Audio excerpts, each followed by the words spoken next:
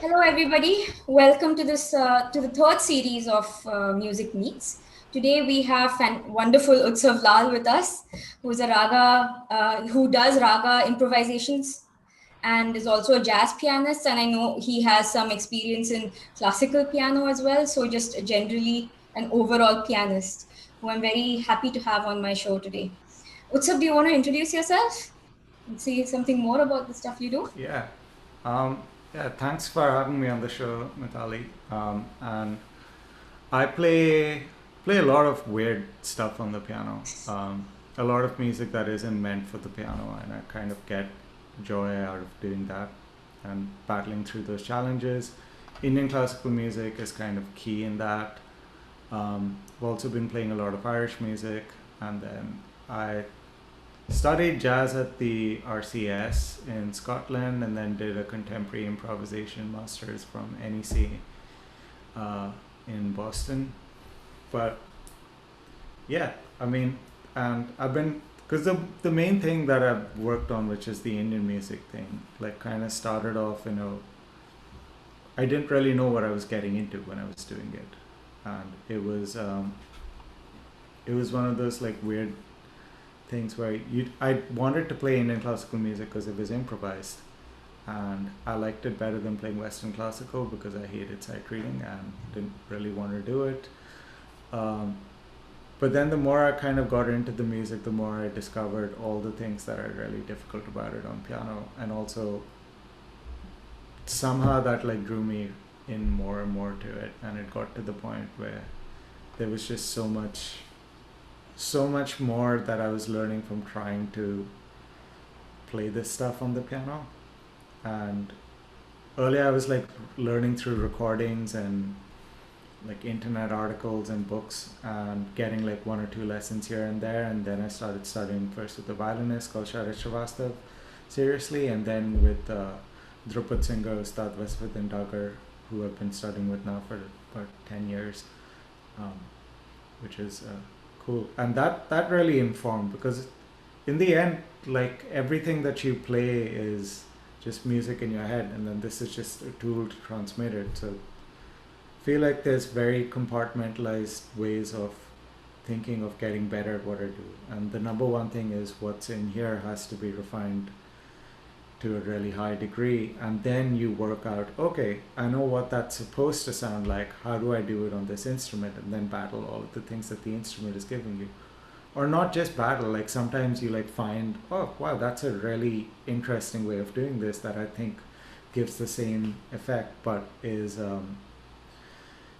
not in any other Indian classical instrument or voice thing. So you're like taking the strengths of the piano in transmitting that same idea. Hmm. Wow.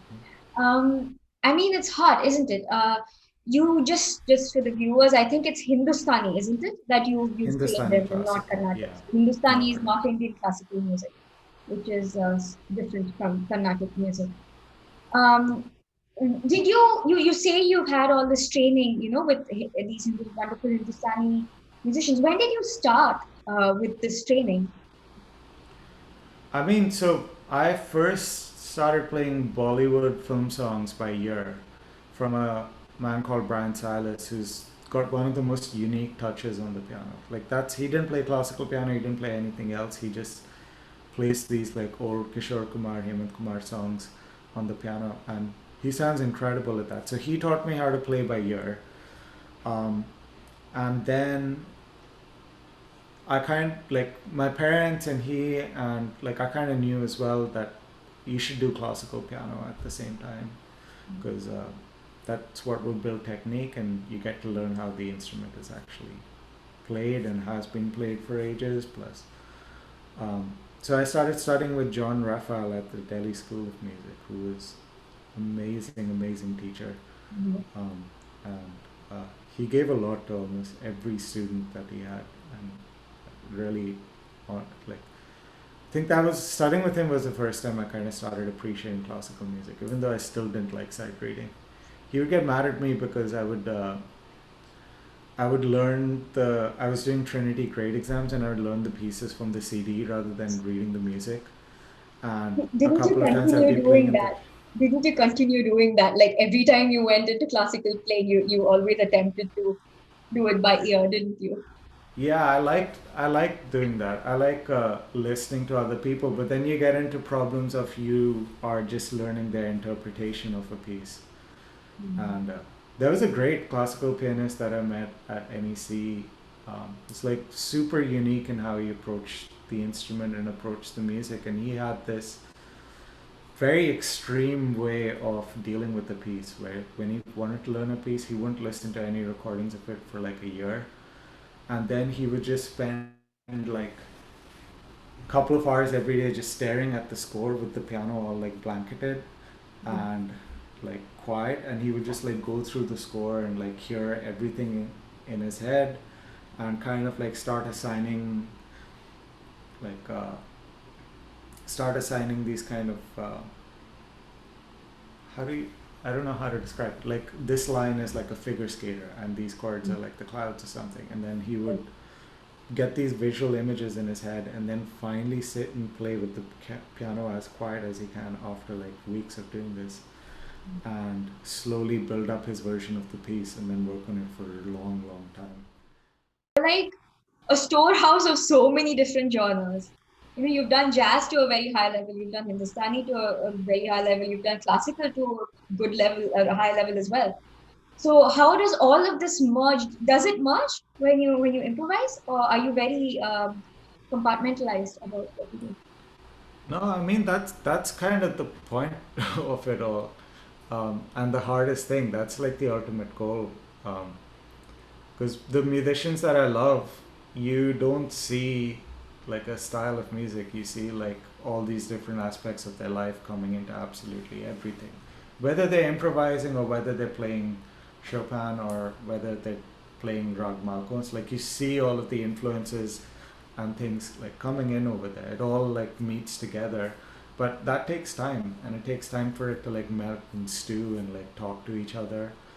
Um, and I feel like gaining skill in these different kind of genres of music or different kind of things is a very different process to like letting it all meet and talk. And um, there's two kind of ways that I keep flitting between. One is I need to go deeper into everything before that happens, like really know absolutely everything I can about all of these different things, and then there'll be time to put it together.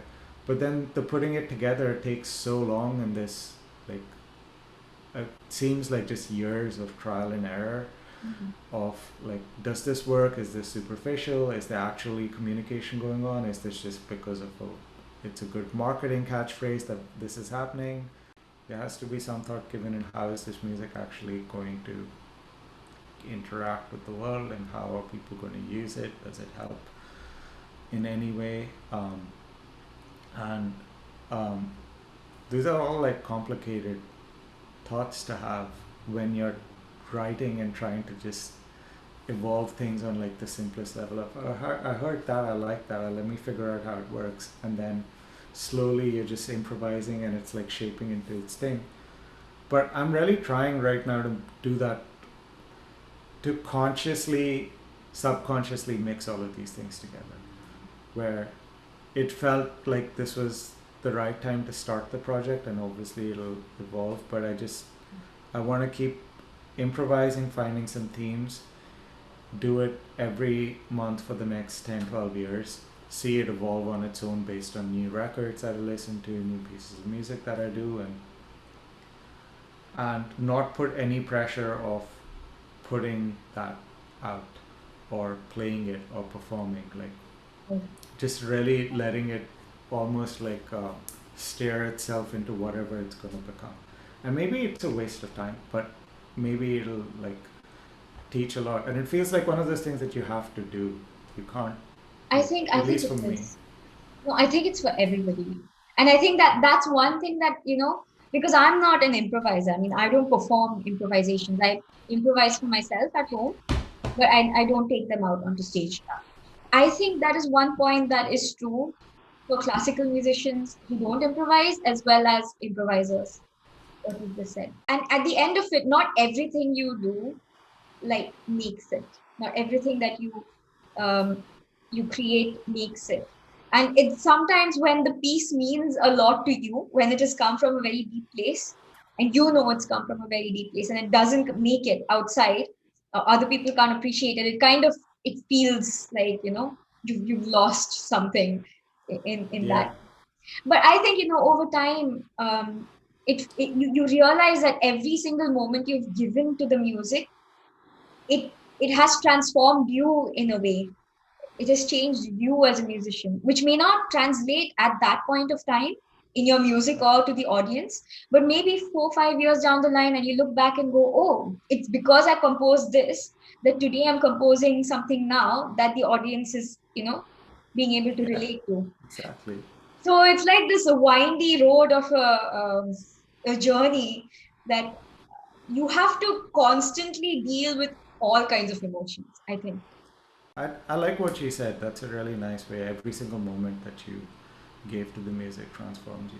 It's a lovely, kind of inspiring way of looking at this. I think there are two journeys that are happening, one from the outside and one from the inside. And very often you can get dissuaded from making the inner journey because the outer journey isn't showing you what you want to see. And I Yeah, think, I don't know, but I feel a lot of musicians probably go through this. And there's this yeah. battle, I don't know. I mean, it's also the other way around. There's so many people involved in the inner journey that they don't share because they're waiting for the end, and there's never going to be an end. And I know so many great musicians who don't really play or perform or put anything out because they're just like working on their own and getting fulfillment for that, which is cool as well. Like in uh, a lot of ways, but it's also sad because I love listening to them play and I wish they would play more. I feel like so much of music at after a point also gets down to like getting very good at human interaction in so many different ways. Like especially if you're like not just playing by yourself, um, any kind of collaborative project, it's like you need to like understand the other musician, understand like really feel what they're feeling, whether they like where it's going, what like little ideas they're throwing out at you, and also you have to like practice that or like work at it so that it's completely subconscious where Yeah. you're like picking all of these things up rather than actually thinking of it in the moment. And it's like figuring out that kind of musical intuition is something that you have to practice. You don't just get naturally. Like some people think like you're just born with it, but everything takes rigor and work. Yeah. But, I think, from my perspective, rather than practicing it, it's almost allowing it to happen, Yeah, because you practiced in all the rigor, as you say, and all the discipline.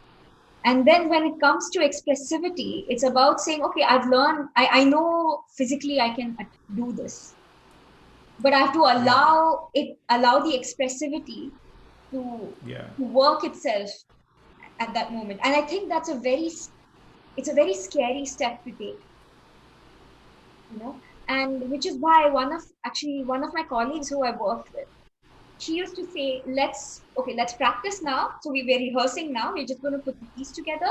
And at this point, we're going to stop practicing and start practicing how to enjoy it, you know? yeah, And so we actually went through like a few rehearsals where we were like, okay, make all the mistakes you want to make, like, screw up, do whatever you want, but make sure that whatever you're playing, you are enjoying and you're involved musically with it, So yeah, practice making mistakes with that as well until you're yeah, able to, I don't know, harness the flow in a practice room. yeah. I mean, I love that because yeah, you kind of get. I find that every time I'm playing Western classical music, I'm just if I ever have to perform it, I get so tense because like every note has to be where every note has to be, and that person that I was talking about earlier, this pianist Elias, he his way of thinking about it like really helped change that. But then the other side of that is this is something I was talking to someone about this recently. I can't remember who now, but it's like what Ellington would say about if you want the audience to feel the music 100%, you need to have a little degree of separation from it. You must be like a puppet master behind the scenes, and don't allow yourself to get like lost in it, because then that's a selfish way of doing it, where your job is to like make that feel that. And I feel so much in Ellington's music. He's like definitely one of my big heroes. But I've always wrestled with that idea. I don't quite know how I feel about that, because anytime I try and play with like a little degree of separation, trying to like force people to feel a certain way based on what I'm playing, it doesn't work as well as when like it's like you do the show and then you have no idea what happened. You're like, oh, great. I think No, that I was have good. something to say about that because there's this so much discussion about this whole thing, about letting go on stage and how much to let go on stage and how much to be in control on stage and all of this. I've now again, my opinion is that I think everybody has a certain balance of this, a certain optimum where their expressivity will cut through. For example, with me, I remember one particular performance, and I was ping ponging. Like, it was either completely letting go and then everything fell apart, or, Yeah, really being in control, but then sounding like a control freak. And I could yeah, not find a middle ground for the life of me. And I yeah, felt so lost, I just didn't know what was going on. And there was this one performance where I don't know what happened because nothing was premeditated. I had really worked hard and I'd really learned the piece and I knew what I was doing. And at some point, I detached from the playing. And I think I probably in that performance, I found my optimum. I'm not saying that the performance was the best or that I did justice to the piece necessarily, but I think I experienced what the optimum was for me to create, to allow expression. But at that point, it was like I had detached from from being the performer to being an observer. I could yeah, see my hands moving on the piano, and I knew, even without looking, that they were going to go to the right place. There was no, I was not trying to control my fingers to move to the right note as I usually do. yeah, That's my tendency. That was just yeah, happening. And I was hearing the sound, but I was not trying to manipulate the sound. I knew what the next sound was going to be. And I knew that my hands were going to do it. And at some point in that performance, it felt like I didn't know whether the sound was coming from the piano into me and I was reacting to that. I was listening to that and kind of feeling emotion, or whether the sound was coming from me and therefore I was making a sound on the instrument. So I didn't know whether it was like the bridge between the physical bridge between the instrument and me was just completely broken. There was only sound, and yeah. the sound was evolving and creating on its own. The hands were doing whatever they needed to do. And I came out completely dumbstruck. And I I think don't it's have an one of like the explanation. best feelings ever when that Amazing. happens.